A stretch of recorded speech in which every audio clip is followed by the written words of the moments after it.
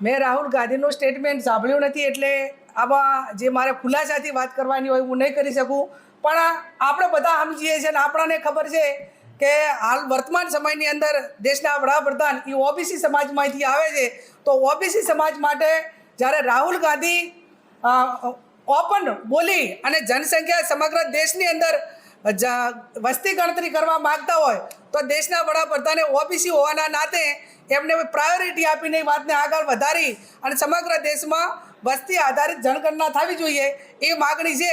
અને એ કરે એવી આપણે ઓબીસી હું પણ ઓબીસીમાંથી આવું છું અને સમગ્ર ઓબીસી સમાજ એમની પાસે અપેક્ષા રાખે છે. બેન, આપ ઓબીસી સમાજમાંથી આવો છો. કોંગ્રેસના નેતા રાહુલ ગાંધીએ એક સ્ટેટમેન્ટ આપ્યું છે કે કહેવાનું એવું છે કે નરેન્દ્ર મોદી ઓબીસી કાસ્ટમાં નથી જન્મ્યા પરંતુ ટેલિકાસ્ટમાં જન્મ્યા છે. અને ટેલિકાસ્ટને બીજેપી ગવર્મેન્ટ એ ગુજરાતમાં 2000ની સાલમાં ઓબીસીમાં ભેળવ્યા. એ જન્મજાત ઓબીસી નથી. દેશને તે ખોટું બોલી રહ્યા છે.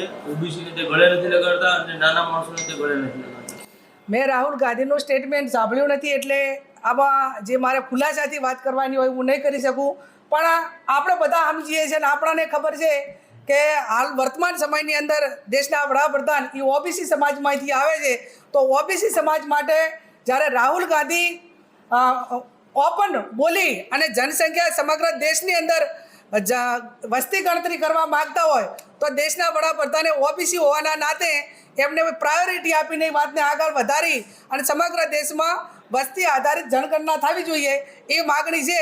અને એ કરે એવી આપણે ઓબીસી હું પણ ઓબીસીમાંથી આવું છું અને સમગ્ર ઓબીસી સમાજ એમની પાસે અપેક્ષા રાખે છે.